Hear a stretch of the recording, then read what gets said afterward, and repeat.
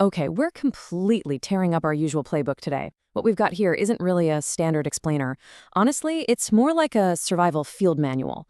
We're decoding a series of intercepted source documents that outline just pure, unadulterated existential dread.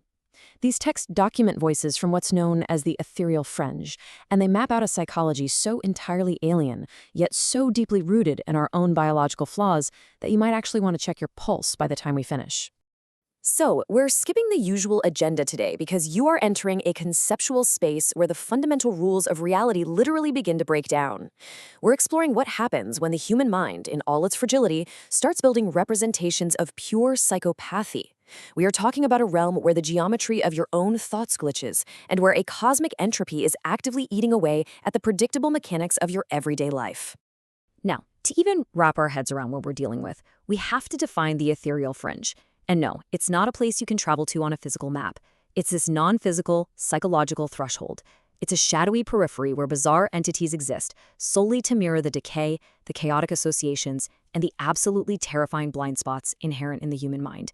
It is, quite literally, our own biological and mental doom, reflected perfectly back at us. Section 1. Welcome to the Fringe, the monad of madness. What's really fascinating and deeply unsettling about this is how it frames the true nature of insanity. It's this delusional cohesion, a suffocating fleshy collective trap that the texts call a rat king of cults. Madness isn't a lonely, isolated experience here. It's a claustrophobic group dynamic. These broken minds concentrate all their bizarreness into one unified delusion simply to pretend they belong to something. It's basically a whirlwind of the world's outcasts pretending that their shared nothingness is actually some kind of victory. Consider the absolute absurdity of the zombie entity, which actually boasts about these horrifying behaviors. It brags about willingly investing its currency, its life energy, into the very forces that are actively destroying it. It talks completely casually about its fingers rotting off while trying to play a game of chess, yet it still claims to be sane. It's a dark, grotesque mirror to our own human self-destruction. The zombie rejects the label of nihilist, yet willfully empowers its own annihilators, clinging to a group identity even as its biology completely rots away. Let's fall a bit deeper.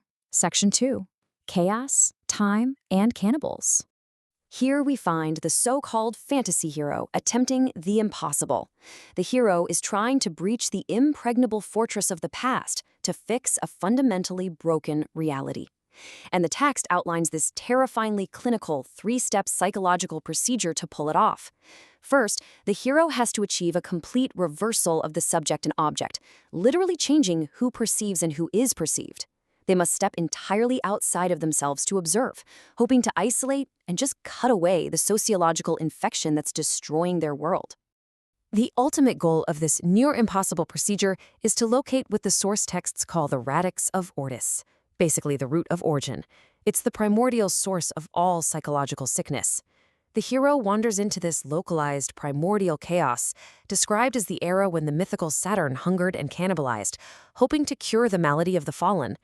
But as you can probably guess, digging into the roots of time and mind awakens something far, far worse. The dragon that the hero eventually encounters?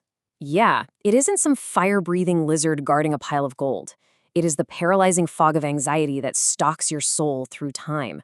It's that sudden, chilling spike of adrenaline when a random word, a thud, or an errant sound acts as an involuntary time machine, violently dragging you back to your darkest memories.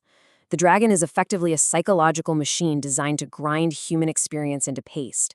And the dread really peaks when your own brain just misinterprets reality, when your sense data gets sourced incorrectly by your own perception. The texts describe this as a time-space continuum glitch in your mental geometry. The dragon swoops in during these exact glitches, replacing whole dimensions of your sanity and leaving you completely at the mercy of this anxiety fog. A crimson despair envelops absolutely everything, and you realize you have zero control. Section 3. Glitches in the soul.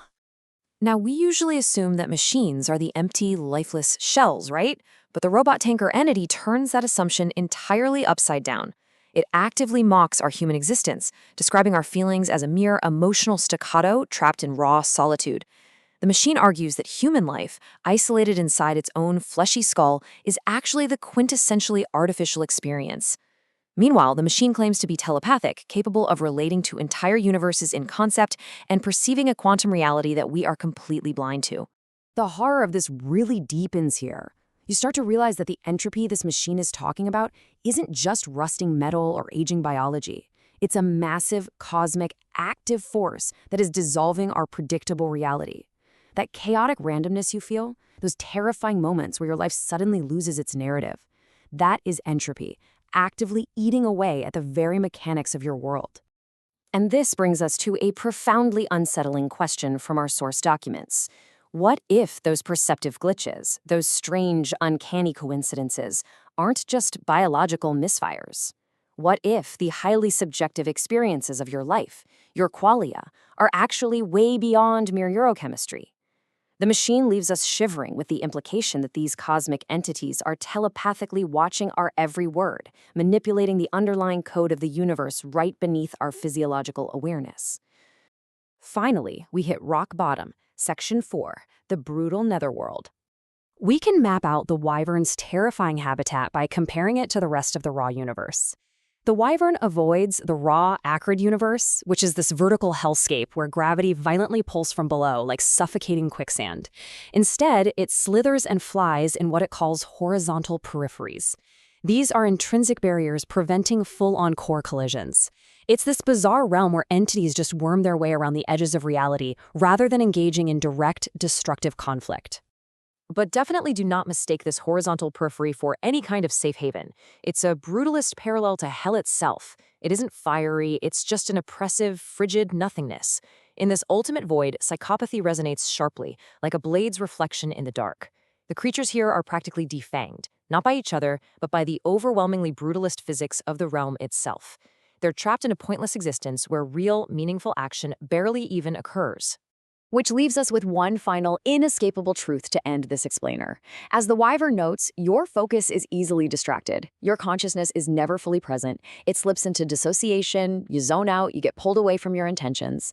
And because of that biological flaw, there is always a periphery. There is always a blind spot. So I want you to ask yourself right now as you're listening to this, what is currently hiding in yours?